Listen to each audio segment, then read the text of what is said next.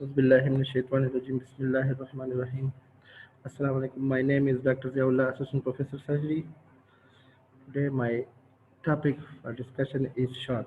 Basically, this topic is divided into two lectures. First, we will define the shock and we will discuss the pathophysiology and types of shock. So, let's start.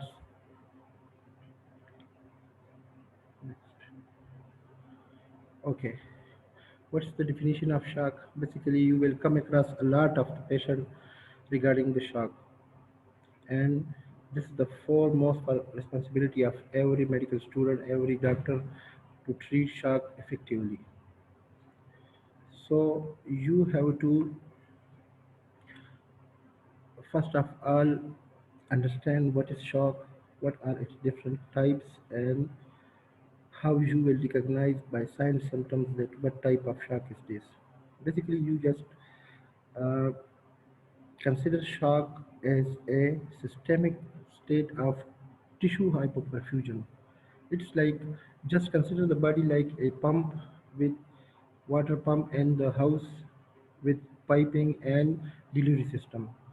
Any disturbance in the pump function and the pipes are in the delivery system will cause decreased tissue hypoperfusion. Hypoperfusion means the tissue will be deprived of blood and especially of oxygen, and this will decrease the metabolic activity and that part of the uh, body. But shock is not in a particular part of the body. It is a systemic state of hypoperfusion, which is inadequate for normal cellular respiration. And cellular respiration, especially at mitochondrial region of the cell, there is ATP generation from the glucose, which is essential for the life. So, shock is a systemic state of hypoperfusion which is inadequate for normal cellular respiration. It means it's a systemic means global phenomena. Hypoperfusion may be relative or absolute.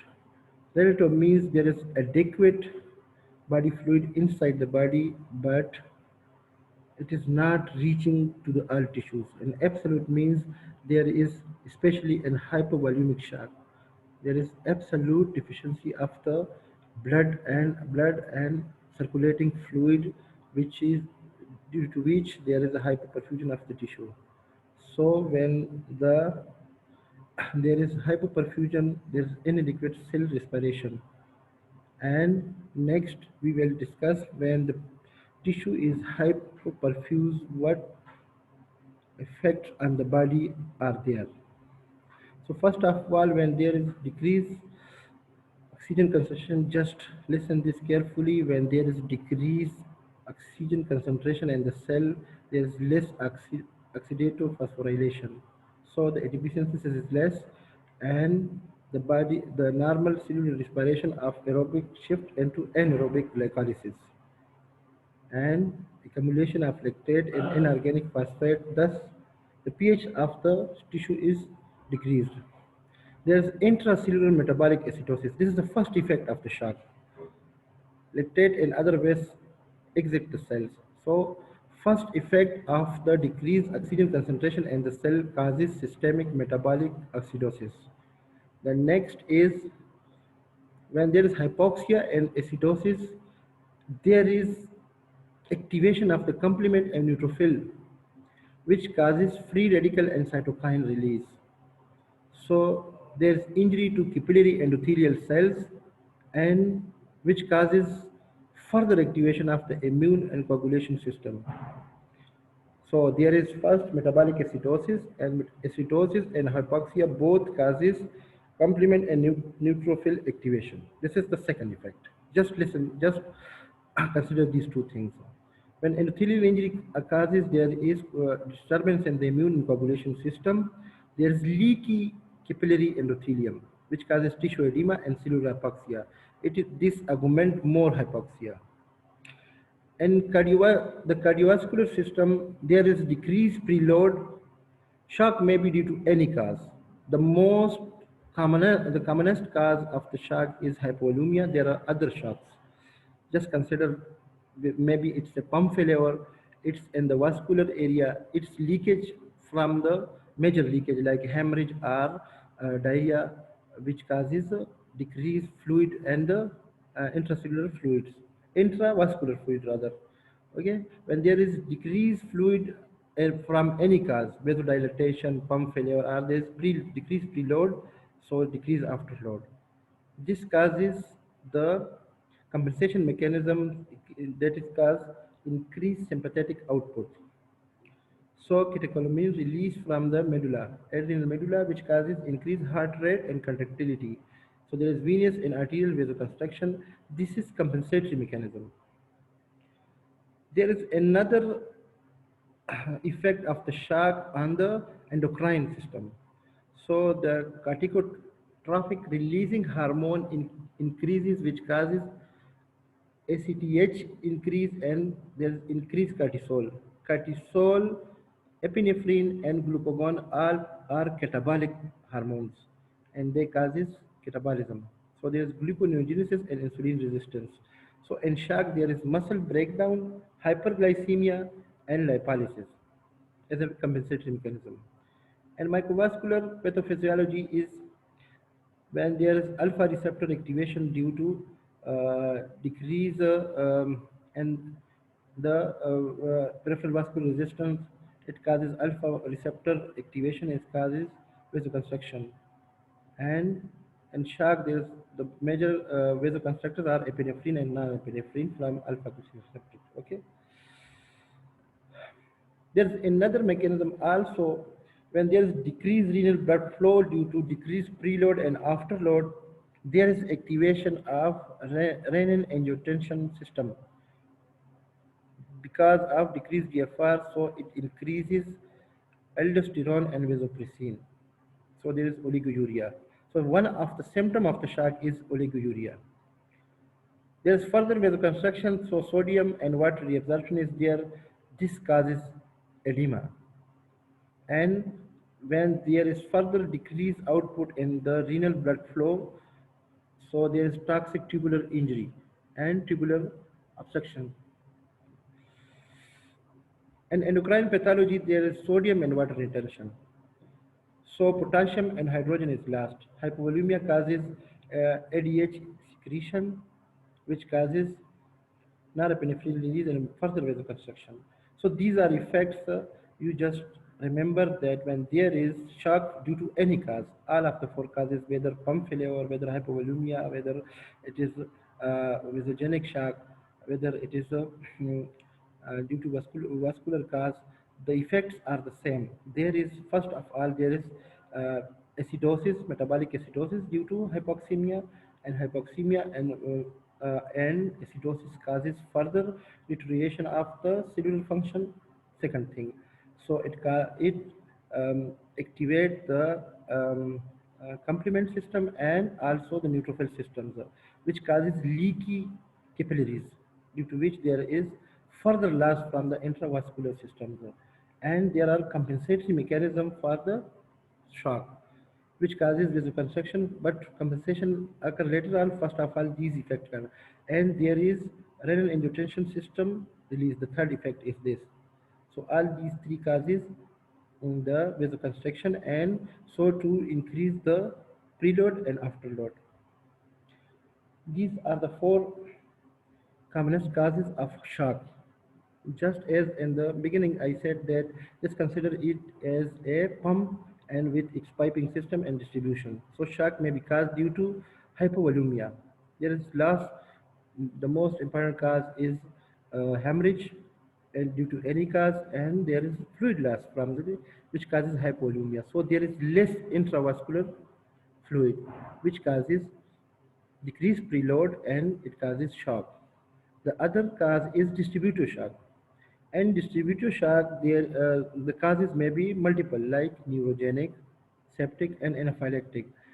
The fluid is there, the pump function is best, but the distribution of the fluid is sometimes in the third space, sometimes there is the competence of the vessels increases, which causes intravascular vasodilatation and intravascular fluid retention, so preload and afterload are decreased. The three major causes of this is neurogenic, anaphylactic, and septic shock.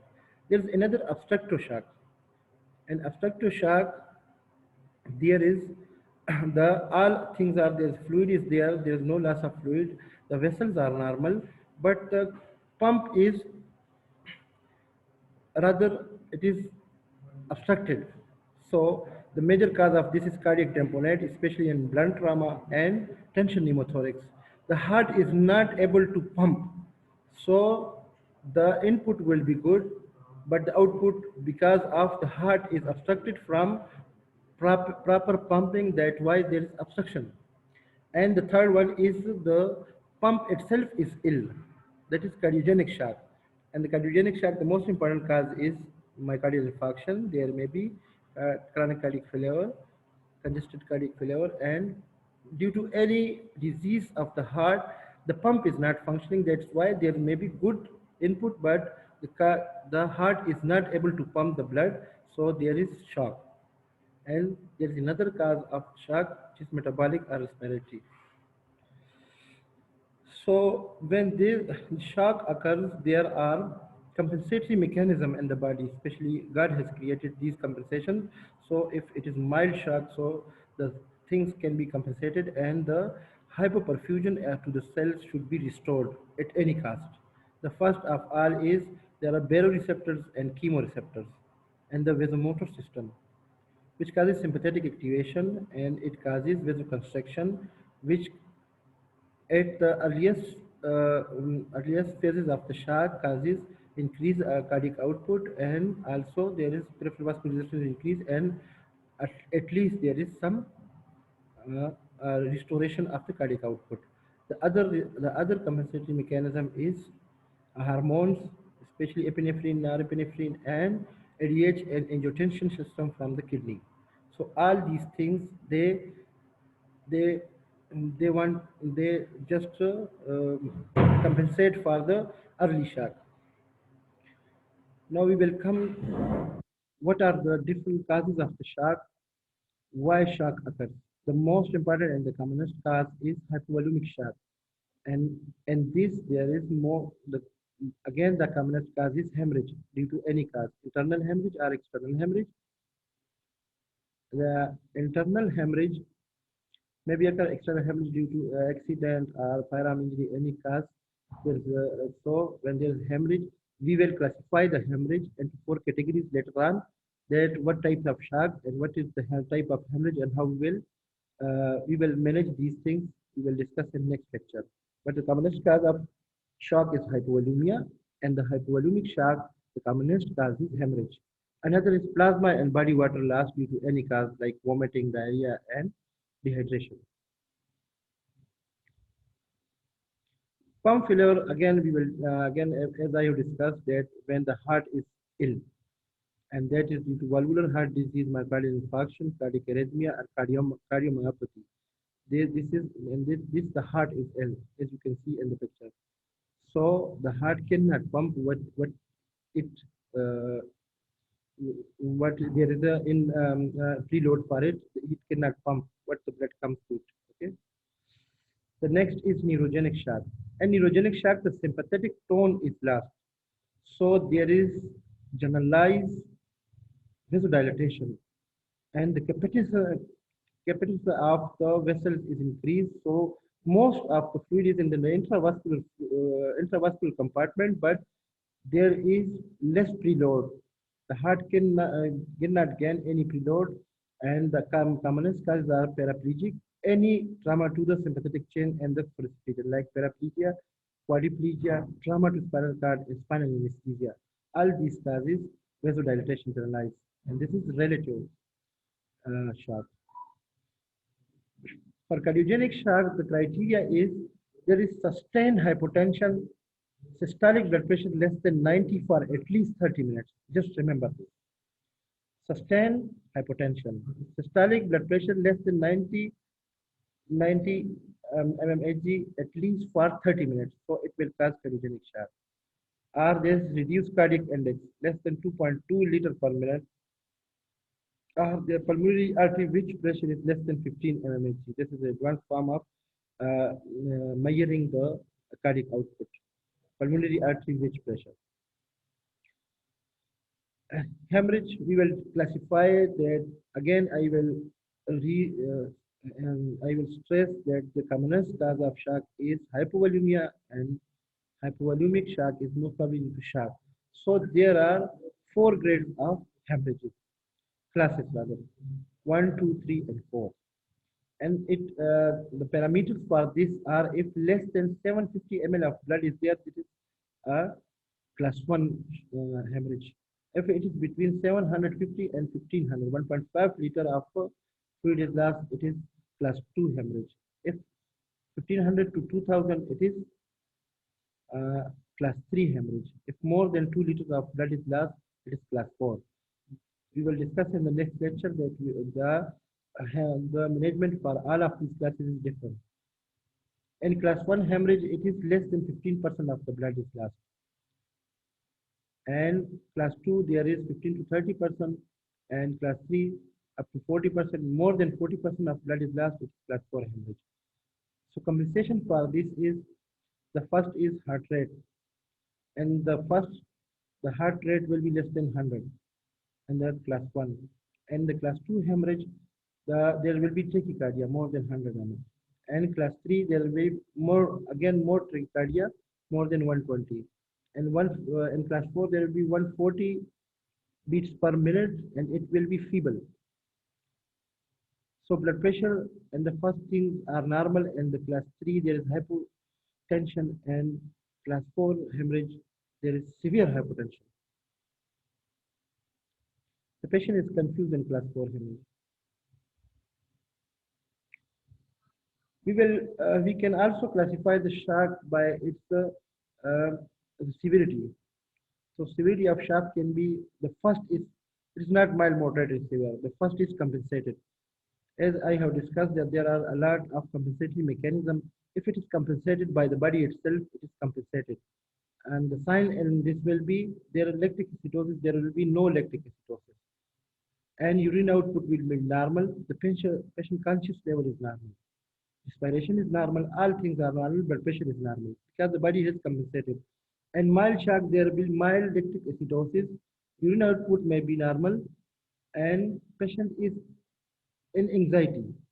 So whenever there is patient is gasping for oxygen or is in shock, and the early stages there will be a bit anxiety. So you have to recognize this sign. And respiratory rate is increased in mild shock, pulse rate increase, blood pressure again is normal. And the moderate shock, the things are a bit worsening. There will be reduced output. So you can see here, the first thing we have to measure in the patient is what things, the conscious level, the pulse rate, and blood pressure. These are non uh, we can measure it directly. And the most important thing in shock management is the urine output measurement. So in moderate shock, it will be reduced.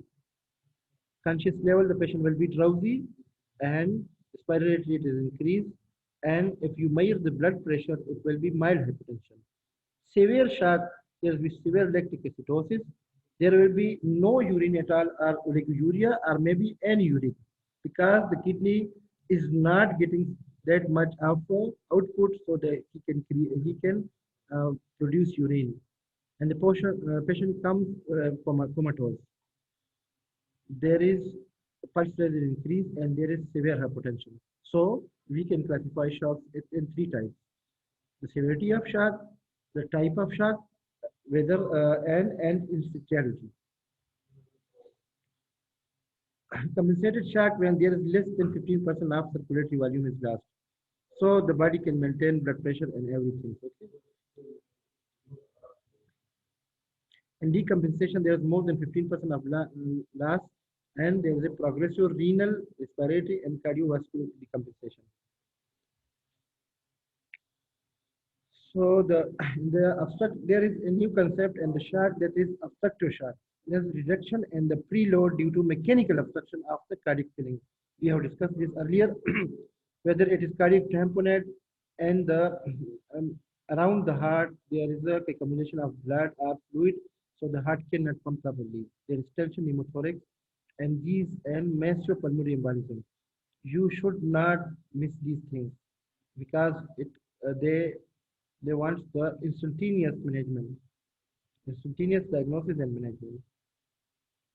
There is the and distributive shock. There is the most important and the shock is septic shock.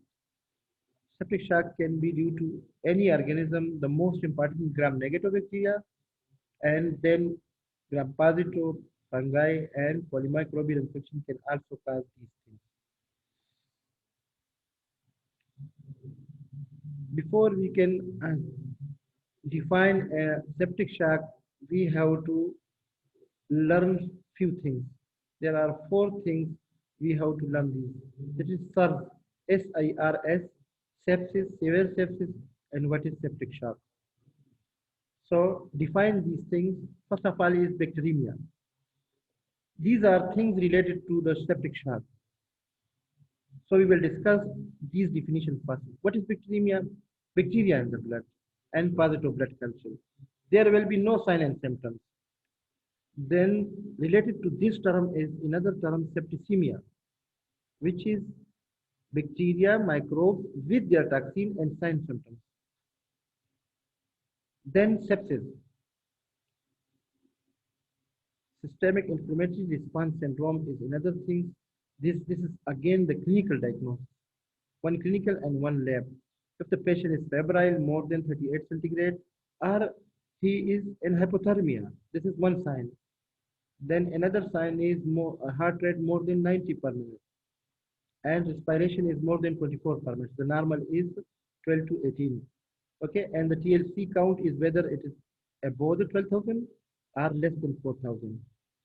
So two or more of these things is diagnostic of inflammatory response syndrome. If the patient is in shock, he's febrile, his heart rate is more than 90, his respiration is tachypneic, and when you send the blood, whether it is neutropenia or neutrophilia, both are two are diagnostic of SIRS, systemic inflammatory response syndrome. Again, this diagnosis is not to be missed. When there is SIRS and there is a proven or suspected bacterial etiology, it is called sepsis. You will listen this term again and again in your medical life, sepsis. What is sepsis? These three things, these four things, which suspected are prune. Prune means culture prune, microbial etiology. So this is sepsis. And when this sepsis is combined with hypotension, it is called septic shock. It is different from the other shocks because in the other shock, the sign symptoms are different from this. In other shock, there is cold pelvis, and this is patient is warm, and you will just miss it for fever, but patient will be in severe septic shock. So bacteremia, septicemia, and SARS and sepsis. When the sepsis is combined with hypertension, it is septic shock, and it needs vasopressors to maintain systolic blood pressure more than 90 or mean arterial pressure more than 70 mmHg. Okay, and severe sepsis, sepsis with one or more of the signs of organ dysfunction. Maybe it is cardiovascular, renal, respiratory, hematological, and these are, uh, uh, are signs of severe sepsis. There is another term related to the septic shock is refractory septic shock. When the septic shock remains for 1 hour. So see, when you miss the septic shock for just 1 hour, it goes to refractory. Refractory means it's very difficult to trust, not responding to any fluid or pressure administration. So you have to pick the when there is a septicemic patient and it develops hypotension. The things are very you have to observe keenly. When there is a patient with septicemia suspected or proved, and he develop hypotension, you just treat it septic shock at the earliest. If you miss it for 1 hour, it goes into refractory septic shock, and it causes MODS. This is another term which you will listen and again. This is multi-organ dysfunction syndrome. Okay, and then it MOFS. Multi-organ failure. These two terms, when there is reflective septic shock, one or more of the organ of the body, especially vital organs, they go into dysfunction and especially in the failure. It's very difficult to treat, rather untreatable. So in septic shock, there is myocardial depression, hypovolemia, and other factors, and tissue hypoxemia. If you give fluid to the septic shock, there is increased peripheral vascular resistance. It causes vasodilatory phase, hallmark of shock. The patient is warm, there is decreased peripheral vascular resistance when you give fluids. This is the negative feedback. So it is very difficult to treat septic shock. There are other causes of septic shock, distributor shock like pancreatitis, burns, anaphylaxis, acute adrenal insufficiency, and metabolic cause like hypoxia-lactic acidosis. So this is the first lecture, pathophysiology of the shock. The take-home message from here is first of, and if and your verb form whenever someone asks you about the definition of shock and its type. So it is systemic phenomena. Whenever shock comes into your mind, it is systemic phenomena. In your mind, it should come in hypoperfusion. Okay, and you have to keep in mind this example that it is whether it is from pump failure, it is in the pipe system, whether it is in the distribution. Okay, so and whether it is leak from the these pipes. So the common then the another the pathophysiology, there is systemic responses up to the shock at the cellular level. You have to this. It is systemic hypoperfusion. When there is hypoperfusion to the cells, there is metabolic acidosis. You have to remember these things. Then there is um, hypoxemia. There is a complement and neutrophil activation. These things and endocrine epinephrine and norepinephrine release. Compensation is there. If the body can compensate for it, it is compensated. Whether or it goes into decompensation. And the another then where you have to remember with definition the types of shock are based on etiology. Again, I will stress that you have not miss and diagnose and especially treat at the earliest the hypovolemic shock. It's equal to murder by a doctor if he cannot diagnose at time the hypovolemia, hypovolemic shock, and it cannot treat it. We will discuss the signs, symptoms, and treatment in the next one. So, based on the etiology, there is four types of shock: hypovolemic shock, cardiogenic shock, pump failure. Then distributor shock. Distribution of the shock can be disturbed. The disturbance in the fluid may be due to neurogenic, due to sepsis, or due to anaphylaxis. We will discuss in detail its signs, symptoms, and definitions. So that's all for today. Okay. Assalamu alaikum and thank you. Stop show.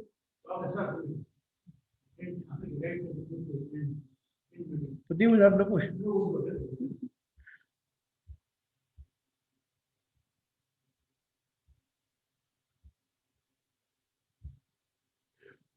stop recording. ما कोई नहीं सुनता. असल में